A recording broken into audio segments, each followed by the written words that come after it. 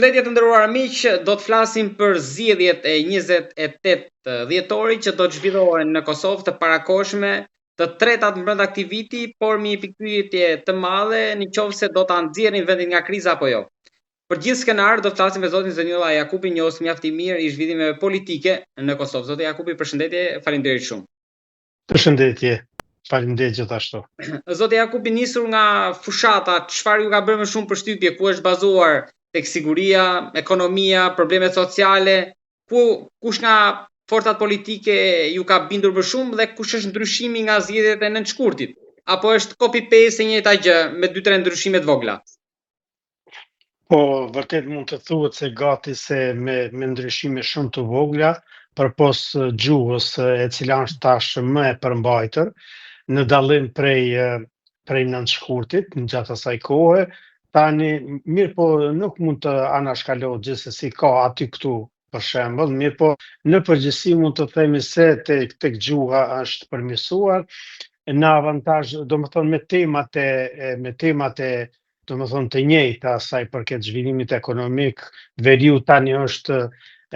sa i përket opozitës po thuhet se është zgjidhur, mirë po mbesin tutje çështjet ekonomike, rritja e çmimit të energjisë. Dhe pyetja kush është në avantazh, faktikisht në Kosovë deri 28 dhjetor ose 28 dhjetori do ta tregoj, por avantazhin kryesor e ka partia në pushtet, siç e dim, sepse vërtet nëse shikojmë në mënyrë reale do të themi se ka patur përparime të mëdha dhe prandaj për këtë arsye treguan edhe zgjedhjet lokale se vetëvendosja me koalicioni fitoi, domethënë komuna shtesë dhe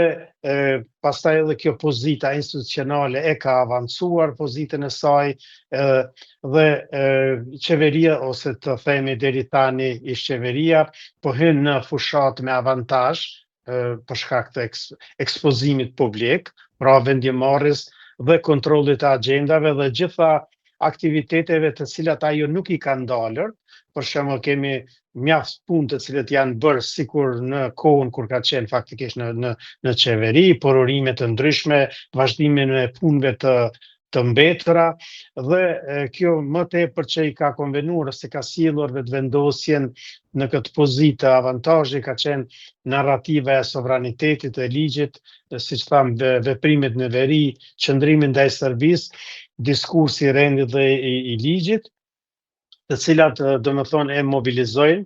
ose kanë mobilizuar elektoratin bazë, mirë po kjo faktikisht është edhe tek parti tjera, edhe pse nuk mund të thuhet gjithsesi se vetëm vetëvendosja e ka domethënë primatin për të folur për lejuar, se tani opozita po një ndërpres, por duket sikur asnjëra nga forcat politike në Kosovë dhe asnjë individ, me aq sa unë perceptoj, nuk është se e vend diskutim fitoren e vetëvendosjes, vendin e parë, por problemi është a do ta kaloj kufirin për ta bërë vetëm qeverinë apo jo? Po, kjo është një pyetje shumë interesante. Për shembull, ndoshta, por do të vim edhe te kjo pyetje, të themi se është e vështirë të bëhet për shkak se domethënë opozita, të themi, ose ish opozita, është e fragmentuar, pra LDK, PDK, Aleanca, nuk e kanë një narrativ ose nuk e patën deri para një kohe, për shembull kur patën mundësi mbrana një viti që ta kryejnë qeverinë, nuk ka një narrativ të përbashkët dhe asnjë figurë të vetme bindse përballë kurtit, pra elektorati i ri tani që domethënë shtyhet ose i ndihmon në këtë aspekt, pse jo edhe opozitës, ish opozitës, diaspora, mirë po siç po thuhet në shumicën e rasteve diaspora e përkrah më tepër Albin Kurtin, tradicionalisht siç ka ndodhur deri tani, ose do të anoj nga vetëvendosja dhe opozita e ka disa pika force, si që i proklamon pakënaqësinë ekonomike, çmimet, sanksionet nga BE, edhe pse ato domethënë filluan të hiqen, dhe këtu vetëvendosja ka një plus, pastaj edhe njohjet të cilat erdhën këto ditë, domethënë u bën brenda një vitit këto 4 njohje, Dhe të themi se problemi i opozitës është se nuk po e artikulon në mënyrë të bashkuar, nuk po ofron për shembull alternativë të qartë qeverisë, edhe pse po thonë që po shkojnë të gjitha ndaras, domethënë nuk po krijuan qeveri koalicione para zgjedhjeve. Mirë po, vërtet nëse shikojmë krizën e cila ose të cila mbretoi për një vit, duhet të themi se vërtet është dashur që opozita nëse dëshirojnë që ta mundin Albin Kurtin të kishte pse jo edhe një bashkim të këtyre forcave. Avantazhi i qartë pra të themi për vetvendosin edhe për këtë shkak, sepse do më thënë opozita tregoj se nuk është e bashkuar edhe me 28-in, do ta shohim, ne shpresojmë që të ketë për shembull sërish do të vetvendosja do të dalë fituese, mirë po do ta nxjerrin një fitues të qartë, por përgjigjja është siç thatë ose pyetja ishte se vërtet mund të jetë një skenar që vetvendosja ndoshta sërish të vinë në këtë pikën ku ishte pas nënshkurtit, sepse i duhet 61 deputet. Çfarë do të thotë kjo? Do të kemi fitues politik, por jo domosdoshmërisht fitues të qartë të qeverisë, sepse vërtet nuk dihet sa do t'i marrë këto numra dhe qeverisja do të mvaret nga koalicionet pas zgjedhore. Pra deputetët do të duhet të bashkohen deputetë e komuniteteve, mbështetje e kushzuar, pastaj pse jo edhe të arrihet një koalicion i gjerë për shembull mes lëvizjes dhe vendosjes me koalicionet e tanishme para zgjedhor dhe pastaj të mund të bëhet pse kanë hequr vijat e kuqe partitë politike? Po, vërtet i kanë hekur sa i përket edhe PDK-s, e cila zoti Bedri Hamza e ka deklaruar. Mirë po aty këtu tutje, do më thonë, ka disa nonca të kësaj blokade edhe ekziston rreziku i këtij procesit që vërtet mund të përsëritet një proces i zgjatur për formimin e qeverisë, sidomos nëse opozita nuk bashkohet, sikur siç e pam për një vit, atëherë do të vijë deri te kjo bllokada e sërishme dhe kjo do të ishte ajo më e keqja, edhe pse Albin Kurti dhe vetvendosja dha tani shembull, e përmisoj nuk doli me ato akuza si më parë, edhe pse nuk ka vërtet mbajtje dhe gjuha e zbutur tregon një shtrihje dore. Po, ashtu edhe kjo, do më thonë,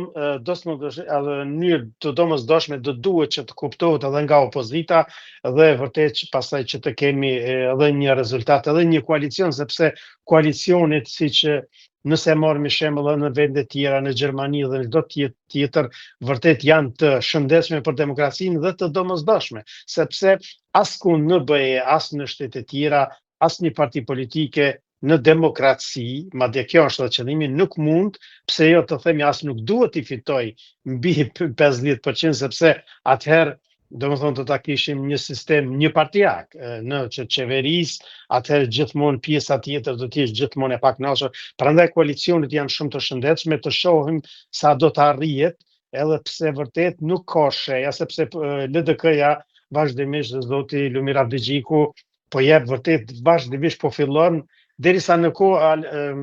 zotri Haradina i pushoi me ato akuzat,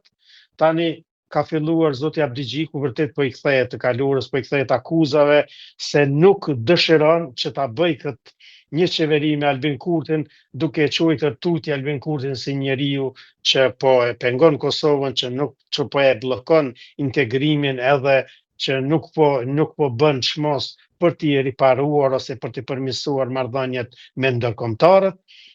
Dhe këto akuza tregojnë pak a shumë se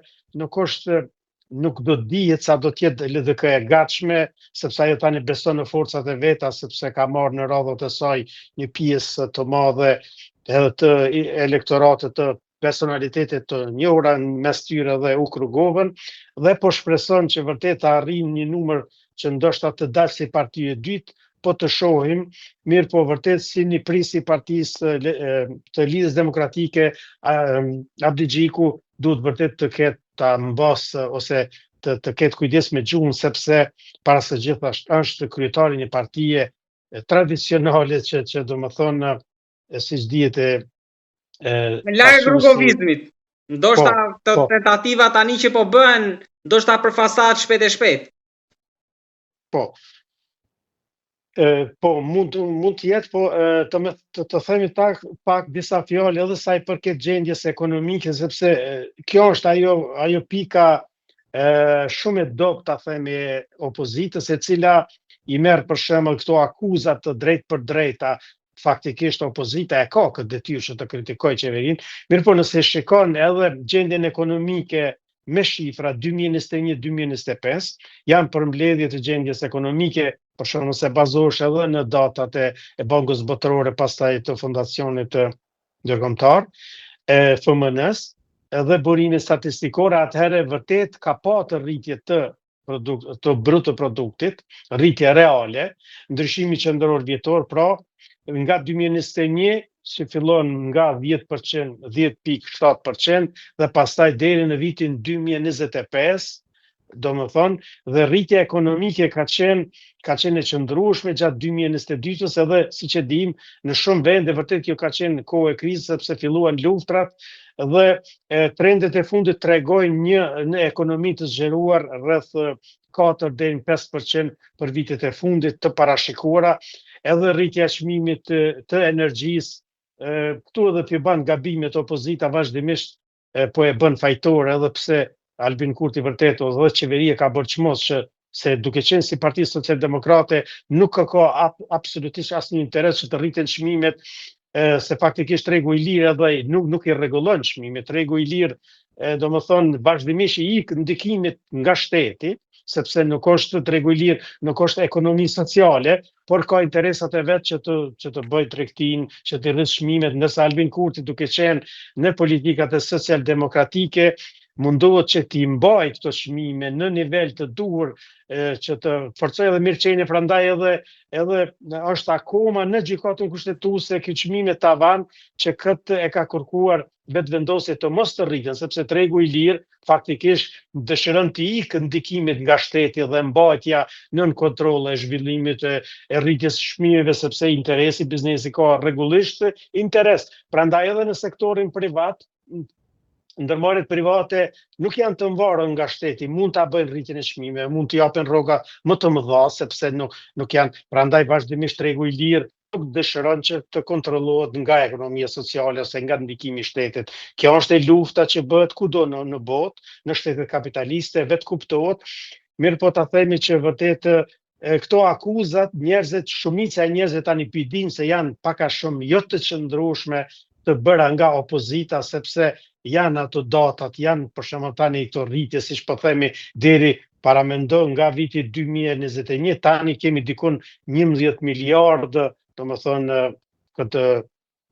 rritjet, që tani qeveria e Kosovës, ose nëse fiton Albin Kurti, do të ketë mundësi pastaj për të rritur edhe mirëqenien e popullit Kosovës, për t'i vazhduar ato punë në infrastrukturë, lidhjet me hekurudhën, pastaj me rrugët e mbetëra përgjithshëm, sepse pushtetet deri tanishme vërtet edhe sa i përket zhvillimit ekonomik nuk e kanë një traditë të mirë, për shembull sa i përket tenderimit, shumë ka pasur korrupsion, ndërsa tani Albin Kurti kur dëshiron t'i frenoj, ka akuza se nuk po dëshiron të punoj, nuk po bën asgjë. Një kryetar i partisë politike, për shembull, dhe je keni ndëgjuar edhe këto thënjet, nuk po i thot Albin Kurtit askush puna mbar. Faktikisht, me një anë e akuzojnë se s'ka punuar asgjë, ja përmend një projekt që s'është e vërtet, dhe këtu e tregojnë seriozitetin se një parti politike do të ketë të kujdesshme, për shembull gjatë dhënies së argumente, sepse njerëzit sot janë të informuar dhe e shohin. Prandaj edhe te njohjet e kemi të njëjtin proces, siç e dim në 10 vitet e fundit e Ceko dhe Albin Kurti tha nuk kemi pasur njohje, sepse vërtet paramendo gjithë udhëheqja e qeverive të mëparshme u ndodh faktikisht ose fatkeqësisht për shembull në Hag, shumica ata udhëheqësit e luftës u zbrit imazhi i Kosovës rrallë, ta themi për tokë, dhe ju dashte Vjosa Osmani të bëjë një politikë të mrekullueshme, ndërkombëtare, me një gjuhë të artikuluar diplomatike, edhe zonja Donika Gërvalla Shfars, qeveria gjithashtu, se gjitha janë faktorët të cilët të rëndësishme, të cilët mbaten nga jashtë, nga shtetet, për të fituar simpatin dhe paramendo, pavarësisht se ndashta tingëlloj pak një njanshëm, por paramendoj edhe 4 vite udhëheqje të tillë të njëjtë të fitohet edhe një mandat për Vjosa Osmanin me po. Çfarë do bënte më shumë Albin Kurti dhe 4 vite bashkë me Vjosa Osmanin? Çfarë do bënin më shumë? Po, për shembull, sa i përket njohjeve, këtu domethënë mund të më shumë e kam tek aspekti ekonomik dhe i sigurisë. Okej, njohje do vinë, nëse do bëhen këto dyja, pastaj do vinë edhe njohjet. Po sa i përket për shembull sigurisë, vërtet, siç e pam edhe Bashkimi Evropian i hoqi masat, sepse qeveria e Kosovës, Albin Kurti, në pushtet si kryeministër lejoj ose mundësoj që kalimi ose marrja e pushtetit nga serbët përmes votës së tyre që të rjedhë në mënyrë demokratike së një vend demokratik, mirë po ju tregoj, ose kjo ishte edhe një provë shumë e mirë që të tregohet serbëve, sepse në këtë mënyrë ju jeni të mesardhë dhe të dëshirueshme në këtë shtet, por duhet ta njohni realitetin në vend, dhe ishte shumë në mënyrë të qetë, sepse ndërkombëtarët besonin që Albin Kurti nuk po e mundson zhvillimin e zgjedhjeve të lira, marrjen e pushtetit. Edhe serbët ishte një provë e mirë që nëse dëshiron të bashkëjetosh me shqiptarët në Kosovën e lirë, me të drejtat e barabarta, atëherë ke mundësinë, mirë po nuk mund të qëndrosh sikur Aleksandar Vučić në 2-3 karrika, edhe në Kosovë, edhe të mendosh atje në Serbi. Ose të për interesat nacionaliste, shoviniste serbe. Edhe sot kite një mesazh mjaft të fortë, qartë, për objektivin e tij që kërkon të asociacionin dhe policët në veri të ishin serb. Pra, i gjithë kontrolli ishte nga Serbia aty. Ky do jetë një presion i fortë për Kurtin nëse e merr të mandat, se dhe sot ambasadori britanik e ka kërkuar këtë. Por shiko, këto janë edhe këto akuzat që po vijnë. Nëse analizojmë për shembull marrëveshjen e 2013-s, atëherë vërtet ka qenë vetëm fillimi, sepse tani opozitës i ka filluar opozita me ato akuzat që nuk është gjithë meriti Albin Kurti, qeveriu ne kemi të çliruar, por ka filluar në kohën e Thaçit, i Hashim Thaçit, dhe vërtet edhe në atë kohë akuzoi njëjtë edhe Hashim Thaçi se nuk po ndëgjon ndërkombëtarët. Tash ndoshta njerëzit nuk e kanë përcjell atë periudhë, por vërtet ka qenë një kritikë shumë e rreptë nga ambasadori amerikan atë kohë, që pse ke vepruar, pse nuk e ke ndëgjuar për shembull Shtetet e Kuintit, Shtetet e Bashkuara të Amerikës, po e ke marrë një vendim, edhe kështu është këshilluar, kështu ka thënë. Franca në atë kohë i ka dalë pak në mbështetje se ka drejt secili kryeminist, secila qeveri të marrë vendimet sa i përket sigurimit të vendit, të kufive, etj. Prandaj edhe tani Albin Kurti vërtet ka korrur sukses, dhe çështja e asociacionit, për shembull, nëse shqiptarët edhe që çdo qeveri që vije pranon që të krijohet një asociacion, edhe ndërkombëtarët do të jenë pajtimit, mirë po duhet edhe nga ana jon, nga qeveria e Kosovës, të ofrohet ajo zgjidhje e mundshme, se çfarë nën kuptojmë me asociacion. Se asociacioni nëse e krijon qeveria e Kosovës ose çdo qeveri, edhe e Kurtit 3, atëherë duhet paraprakisht Serbia ta njohë Kosovën. Dhe nëse krijohet një vetë qeverisje brenda teritorit Kosovës, se faktikisht komunat serbe do të qeverisen nga serbët, atëherë kjo nuk do të ishte një republikë ose shteti në shtet, por do të ishte një qeverisje sikur çdo komunë tjetër që qeveriset, që vazhdimisht pushteti qendror do të ketë kompetencat që të ndalojë çdo tejkalim të këtyre, çdo tejkalim të normave kushtetuese siç janë të parashkruara, dhe në këto gabimit që po bën nga opozita vazhdimisht e akuzojnë Albin Kurtin se në marrëveshjen e Ohrit e ke pranuar autonominë, e ke pranuar ndarjen e Kosovës, dhe kjo nuk qëndron. Prandaj duhet të ketë kujdes, sepse as 2013, me 2013 fillon faktikisht tematizimi i çështje i serbëve në Kosovë, duke shikuar nga ajo që të jipet e drejta e vetë qeverisjes brenda që mos të përzihet sistemi qendror, mirë po faktikisht atëherë u fillua gabimi, dhe pastaj vazhdoi tutje, dhe marrëveshja e Ohrit është faktikisht zbatim, do më thone, e kushzon Kosovën se ajo vetëm është bërë një marrëveshje ndërkombëtare dhe siç dihet me 19 prill pas saj datës edhe Kuvendi i Kosovës në atë kohë për kundërshtimit të vetëvendosjes u miratua në Kuvendin e Kosovës, ajo faktikisht hyri në fuqi. Dhe tani edhe marrëveshja e Ohrit është një konkretizim ose një përkushtim për ta zbatuar këtë marrëveshje veçqeverisjen e serbëve. Po kjo periudhë mëson edhe serbët që vërtet të orientohen në integrimin e tyre brenda Kosovës dhe Kosova tani ka një imazh më të mirë, ka treguar ka dhënë prova të dobishme dhe të rëndësishme se është e përkushtuar ta ketë një shtet të qytetarëve të saj, pavarësisht gjuhës, duhet edhe shqiptarët të mësojnë që serbët pse jo ta përdorin në çështje private edhe aty ku lejohet me ligj flamuri simbolit e tyre ta kultivojnë gjuhën, pse jo edhe mirë po ndoshta duhet një konfirmim ose duhet një më tepër një se si do të jenë për shembull materialet shkollore ose çfarë do të përmbahen tutje. Kjo është edhe serbët janë faktikisht këtu përgjegjës për fatin e tyre dhe jo të luajnë me kartat nacionaliste që në çdo moment pastaj siç ndodhi atëherë kur heqën dorë nga sistemi, nga policia, prandaj edhe kjo ka qenë një mësim i mirë. Ky mësim i mirë pozitiv erdhi vetëm përmes Albin Kurtit, sepse udhëheqësit e tjerë vërtet ose nuk do t'ja mësinin fare në veri, ose do t'i dorëzoshin diktatin ndërkombëtar. Se ndërkombëtarët vërtet është mirë, thot Albin Kurti, nuk mund të vendosin vazhdimisht për fatin e shqiptarëve të Kosovës, sepse kornizat kushtetuese janë. Atë ne vetëm duhet t'i zbatojmë, për t'i zbatuar nuk duhet edhe të jemi shumë pasiv që vazhdimisht të na diktohet kjo politika se si duhet të sillemi ne me komunat, me qeverisjen lokale e tjera. Edhe diçka të fundit kam një situatë hipotetike, si mund të ishte një mandat tjetër i Kurtit në raport pastaj me Shtetet e Bashkuara të Amerikës? Po vazhdimisht ne po themi që vetëvendosja, për shembull, ka shumë iniciativa, ka shumë akuza që vijnë nga LDK-ja, pastaj Aleanca, se për shembull duke e cilësuar vetëvendosjen si një parti, se ka shumë zëra. Një herë thonë partia e ekstremit të majt.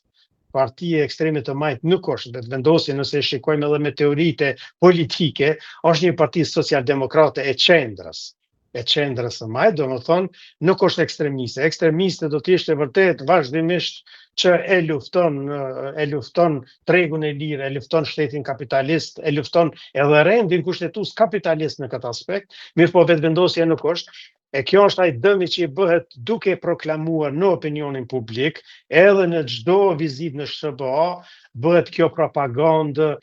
dhe kjo nuk është sepse Albin Kurti, jo se si as vetëvendosja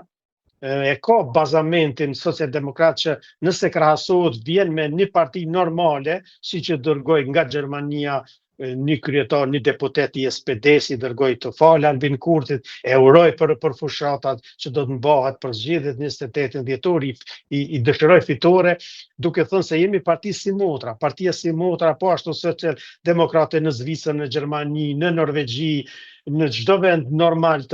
sepse do më thonë vetëvendosja i ka pranuar këto kushte, ndryshe këta e marrin vetëm ato protestat masive që kanë qenë diku edhe të dhëmshme, nuk është ai ekstremi, prandaj nuk do të ketë problem sepse brenda vetëvendosjes ne kemi një koalicion ose vetëvendosja ka koalicionin e madh, faktikisht akoma pa u bashkuar me LDK-n, e ka listën Guxo, pastaj e ka tas Partinë Demokristjane dhe Alternativa, të gjitha elementet, 3 parti tjera kanë elemente të djathtë të qendrës, faktikisht që nuk i pengon as Shtetet e Bashkuara të Amerikës, është më tepër një zgjerim, më tepër është një pasurim që ja bën, domethënë sistemi, e mirë pse jo dhe të fitojnë në zgjedhjet, edhe pse janë parti më të vogla, do t'i mundsonin që Kosova të jetë tutje dhe vërtet Kosova tani po ecën rrugës së mbar, nuk e ka më, ose siç e kishin të kaluar njerëz të përfolur për korrupsion, për krim të organizuar, madje edhe që të jetë, sepse me këtë elitë që kishim një kohë më përpara, vështirë e kishim të ecim tutje, sepse për shembull unë e di në Gjermani, kur vinin nga Kosova vazhdimisht ka patër edhe raste kur kryeparlamentari gjerman ka thonë nuk duhet ta takoj filan Fistekun. Nuk duhet ta takoj, s'ka lidhje pse është kryetari i kuvendit ose i partisë politike, sepse ti, domethënë kur hin në Bashkimin Evropian, kërkohet një elit politike që i njeh dhe i pranon rregullat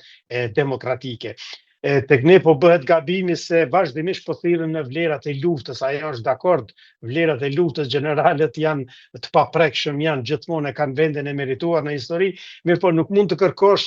që për shembull pas 25 viteve si general, pastaj ta vazhdosh politikën që të kërkosh që të mbetesh në pushtet derisa ti je gjallë. Dhe kjo është e gabim, sepse gjeneratat kanë ndryshuar, tani është gjenerata e re. Për shembull gjenerata e ish elitës faktikisht po mplaket, edhe duhet ta më mirë siç e kishte edhe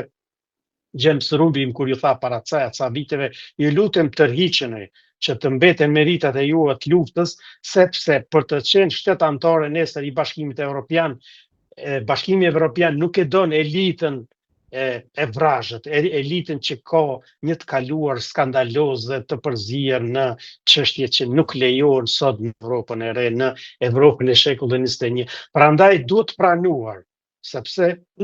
për arsye të sistemit demokratik që të ndryshohet loja pas 4 vjet zgjedhje, edhe elitat, edhe ndryshimi i strukturave të elitave duhet të bëhet, përndryshe shoqëria nuk mund të ecë tutje. Zoti Jakubi, më falenderoj shumë për analizën, për skenarët, për atë që pritet vinë dhe me shpresën që kushdo që të fitoj Kosova ta kaloj këtë krizë. Të jam mirënjohës shumë. Po gjithashtu faleminderit edhe juve, kalofshi mirë. Gëzuar.